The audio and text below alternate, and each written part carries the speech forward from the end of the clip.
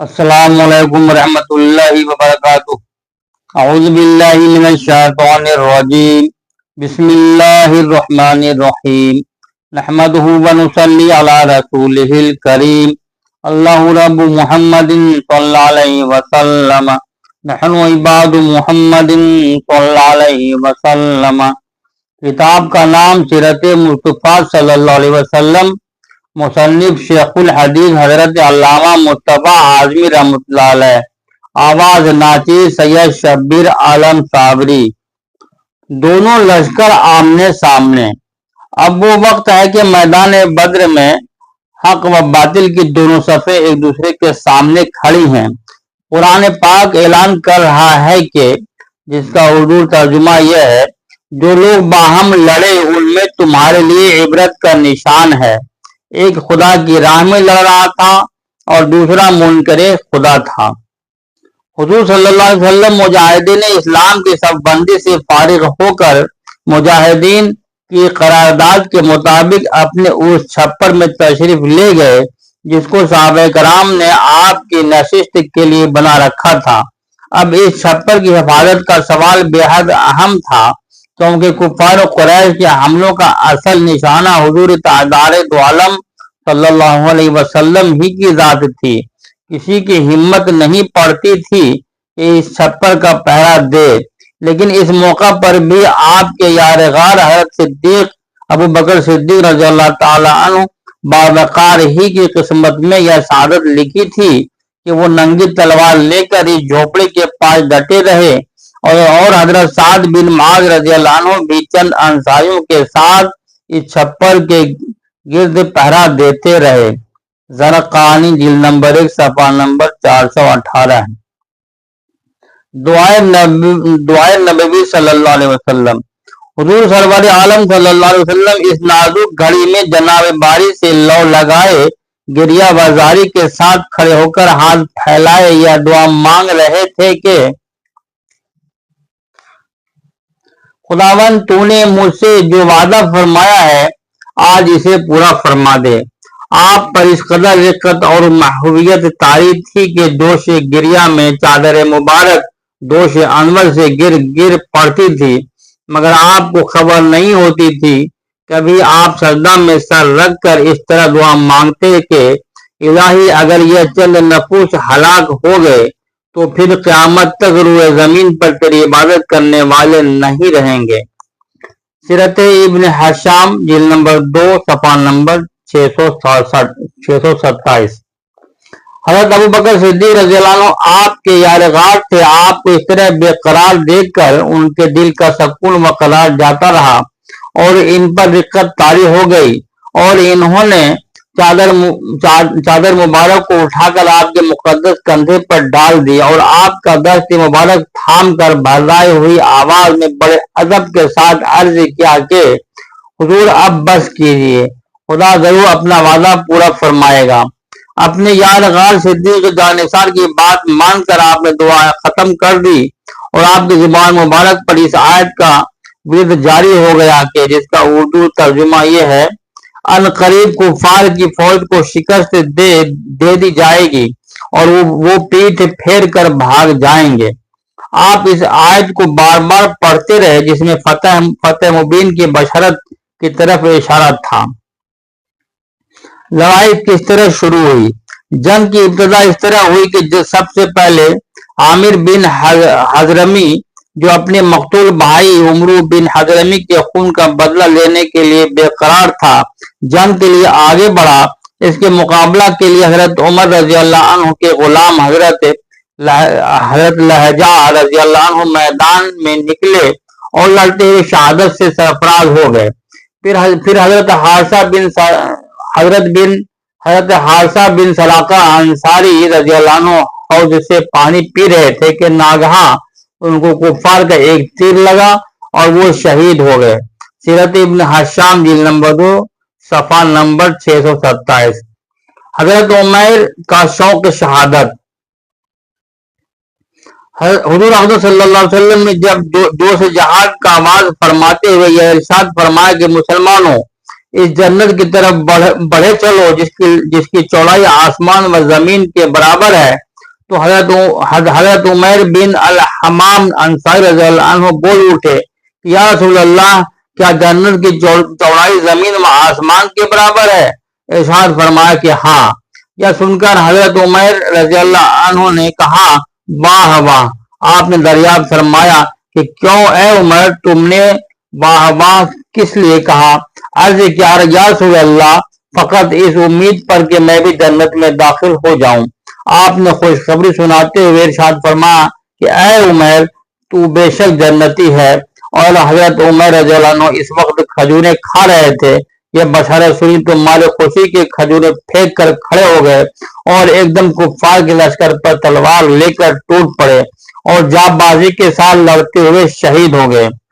مسلم کتاب الجہاد باب سقوط فرض الجہاد وعن معذور رین جلد نمبر 2 صفحہ نمبر 139۔ کفار کا سپہ سالار مارا گیا۔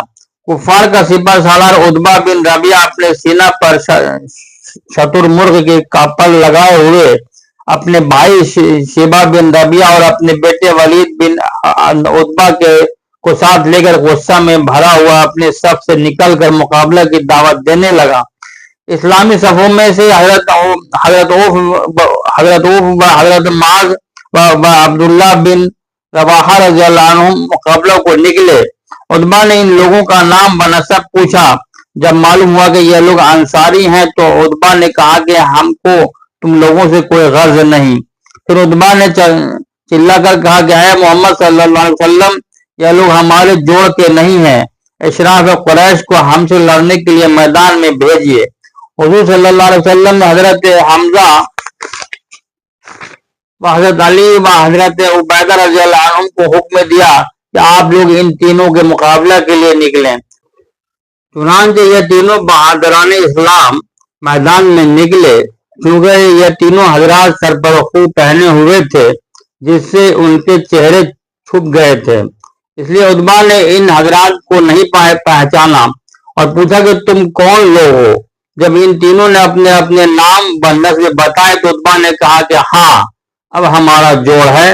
جب ان لوگوں میں جنگ شروع ہوئی تو حضرت حمزہ و حضرت علی و حضرت عبیدہ رضی اللہ عنہم نے اپنے ایمانی شجاعت کا ایسا مظاہرہ کیا کہ بدر کی زمین دہل گئی اور کفار کے دل تھرا گئے، اور ان کی جنگ کا انجام یہ ہوا کہ حضرت حمزہ رضی اللہ عنہ نے عتبہ کا مقابلہ کیا۔ دونوں انتہائی بہادری کے ساتھ لڑتے رہے، مگر آخر کار حضرت حمزہ رضی اللہ عنہ نے اپنی تلوار کے بال سے مار مار کر عتبہ کو زمین پر ڈھیر کر دیا۔ ولید نے حضرت علی رضی اللہ عنہ سے جنگ کی۔ دونوں نے ایک دوسرے پر بڑھ کر قاتلانہ حملہ کیا اور خوب لڑے، لیکن اسد اللہ الغالب کے ذوالفقار نے ولید کو مار گرایا اور وہ ذلت کے ساتھ قتل ہو گیا۔ مگر عتبہ کے بھائی شیبہ نے حضرت عبیدہ رضی اللہ عنہ کو اس طرح زخمی کر دیا کہ وہ زخموں کی تاب نہ لا کر زمین پر بیٹھ گئے۔ یہ منظر دیکھ کر حضرت علی رضی اللہ عنہ جھپٹے اور آگے بڑھ کر شیبہ کو قتل کر دیا اور حضرت عبیدہ رضی اللہ عنہ کو اپنے کاندھے پر اٹھا کر بارگاہ رسالت میں لائے۔ ان کی پنڈلی ٹوٹ کر چور چور ہو گئی تھی اور نلی کا گودا بہہ رہا تھا۔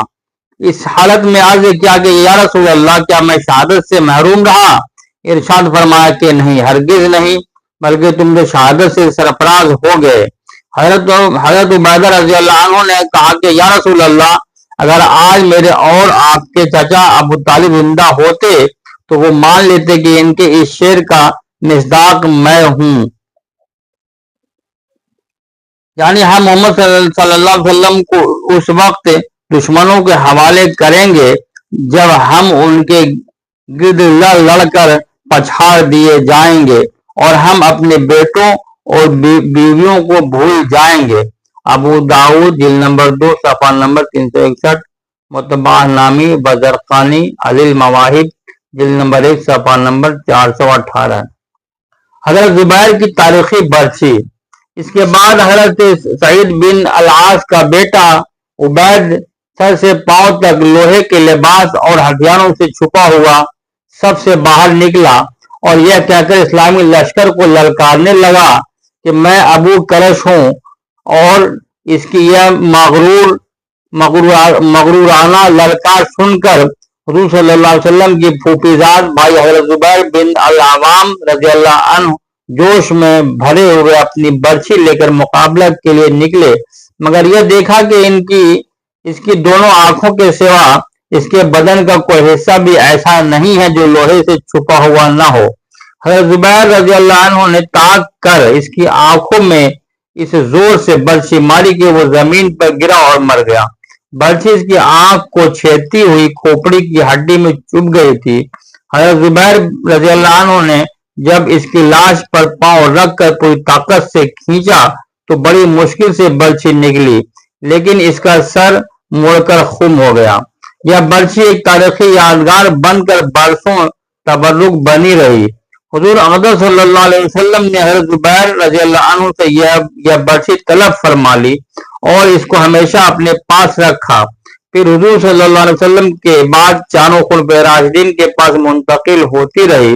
फिर हज़रत जुबैर रज़ियल्लाहु अन्हु के फर्जंद हज़रत अब्दुल्लाह बिन जुबैर रज़ियल्लाहु अन्हुमा के पास आई, यहाँ तक कि 73 हिजरी में जब बनु उमैया के जालिम गवर्नर हज्जाज बिन यूसुफ सख्फी ने इनको शहीद कर दिया तो यह बर्छी बनु उमैया के कब्जा में चली गई, फिर इसके बाद लापता हो गई। बुखारी ग़ज़वा बदर जिल्द नंबर 2 सफ़ा नंबर 570। अबू जहल जिल्लत के साथ मारा गया। हजरत अब्दुर्रहमान बिन औफ रज़ियल्लाहु अन्हु का बयान है कि मैं सफ में खड़ा था और मेरे दाएं बाएं वो 9 उम्र लड़के खड़े थे। एक ने चुपके से पूछा कि चाचा जान, क्या आप अबू जहल को पहचानते हैं? मैंने उससे कहा, क्यों भतीजे, तुमको अबू जहल से क्या काम है?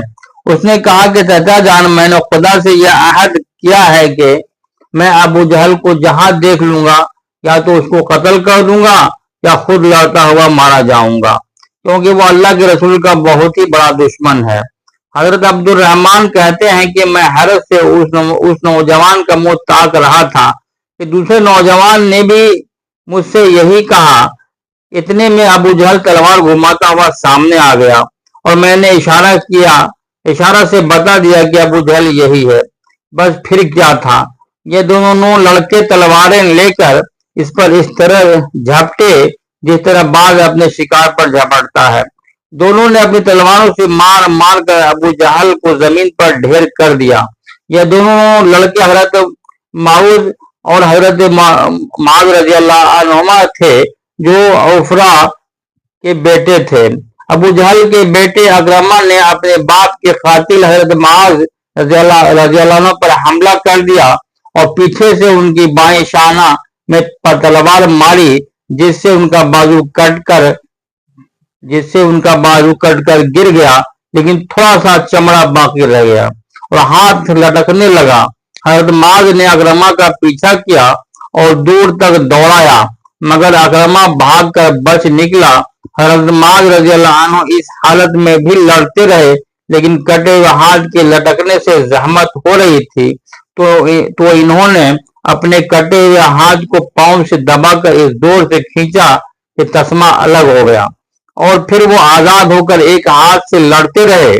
हजरत अब्दुल्लाह बिन मसूद रज़ियल्लाहु अन्हु अबू जहल के पास से गुजरे। इस वक्त अबू जहल में कुछ जिंदगी बाकी थी।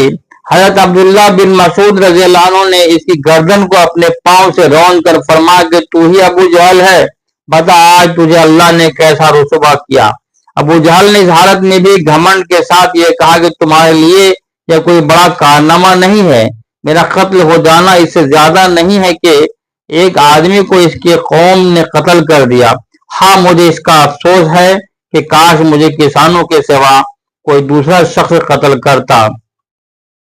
हजरत माऊद और हजरत माद रज़ियल्लाहु अन्हुमा चूंकि यह दोनों अंसारी थे और अंसार खेती बाड़ी का काम करते थे और कबीले कुरैश के लोग किसानों को बड़ी हकारत की नजर से देखा करते थे, इसलिए अबू जहल ने किसानों के हाथ से कत्ल होने को अपने लिए काबिल अफसोस बताया।